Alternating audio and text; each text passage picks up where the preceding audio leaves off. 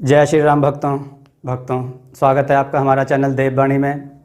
भक्तों, आपको हमारी कथाएं कैसी लगती हैं हमें कमेंट करके ज़रूर बताएं और हमारे चैनल को अधिक से अधिक सब्सक्राइब करें। तो चलिए शुरू करते हैं आज की कथा। जय श्री राम दोस्तों, आज की कथा बहुत ही सुंदर है।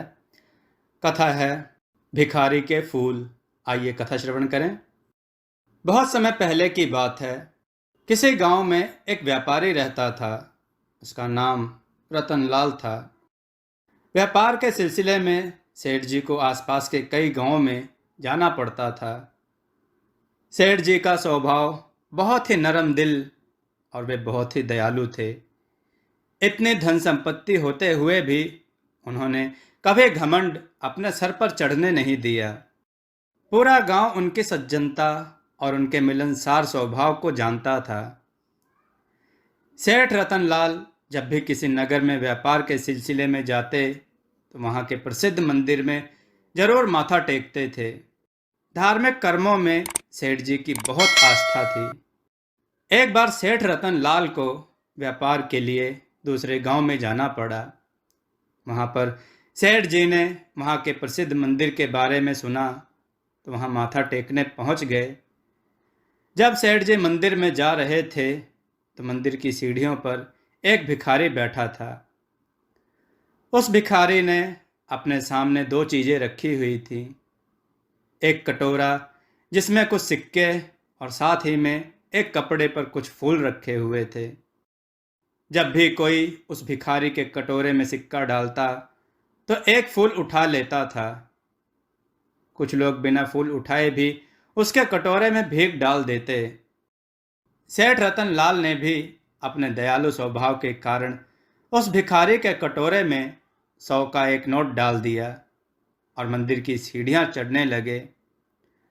अभी सेठ जी 5-7 सीढ़ियां चढ़े ही थे कि वापस भिखारी की तरफ आए और उन्होंने भिखारी के सामने रखे फूलों में से कुछ फूल उठाए और भिखारी से कहा, मैंने तुम्हें पैसे दिए हैं लेकिन बदले में कुछ फूल लेना भूल गया। अब मैं यह फूल ले रहा हूँ। आखिर में मैं भी तो एक व्यापारी हूँ और तुम भी एक व्यापारी हो। हिसाब बराबर रहना चाहिए। इतना कहकर सेठ जी जल्दबाजी में मंदिर में चले गए। रोज मंदिर में बैठकर कुछ सिक्के इकट्ठे करने वाला भिखारी, उसके लिए 100 रुपये का नोट एक बड़ी रकम थी। इसके बाद सेठ रतनलाल मंदिर में भगवान के दर्शन करके वापस चले गए और अपने व्यापार का काम पूरा करने के बाद अपने गांव लौट गए। अपने गांव वापस पहुंचकर सेठ जी पहले की तरह अपने काम धंधे में व्यस्त हो गए। धीरे धीरे 1 साल बीत गया। सेठ रतनलाल को एक बार फिर उसी गांव में जाना पड़ा, लेकिन इस बार व्यापार के लिए नहीं बल्कि एक शादी के समारोह में हिस्सा लेने के लिए। सेठ जी एक बार फिर उस गांव में पहुंचे। पहले उन्होंने मंदिर में भगवान के दर्शन किए।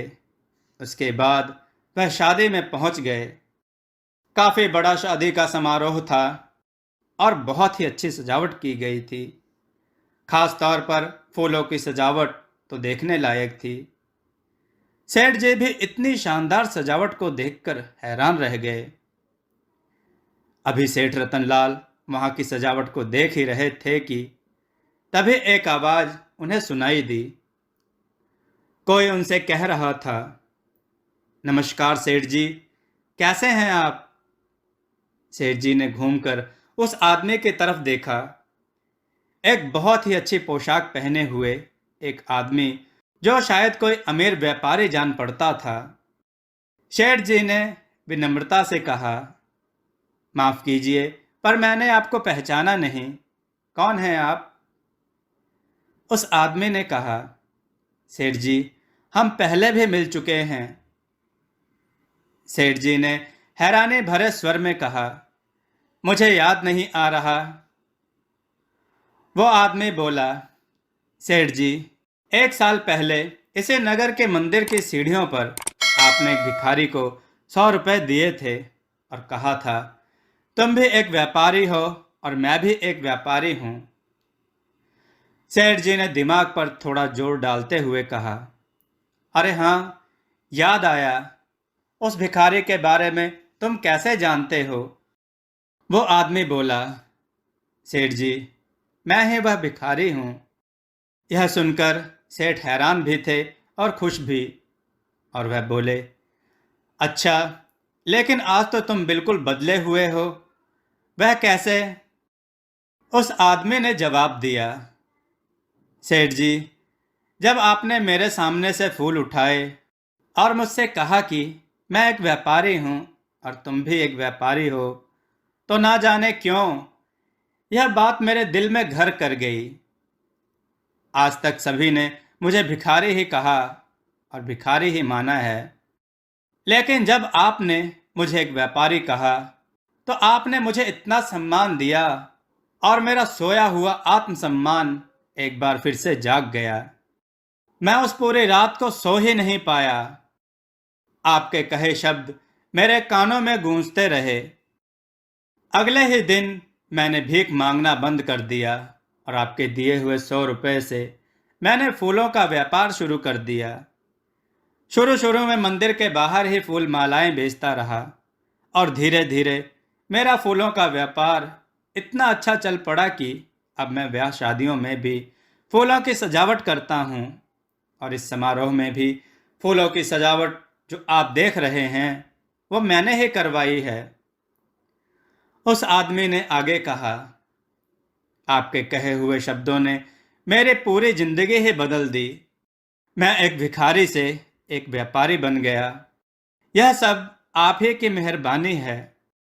सेठ जी ने उस व्यक्ति से कहा, यह मेरी नहीं, तुम्हारे ही मेहनत का नतीजा है।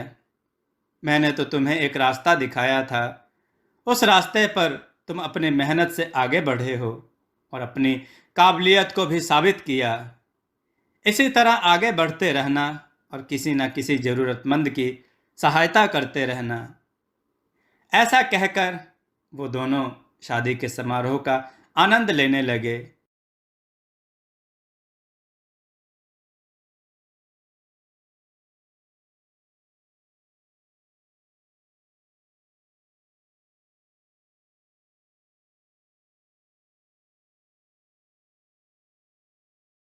दोस्तों, आपको यह कथा कैसी लगी?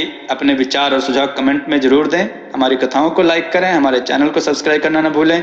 हमारी कथाओं को शेयर जरूर करें जिससे लोगों को अच्छा ज्ञान प्राप्त हो। जय श्री राम भक्तों।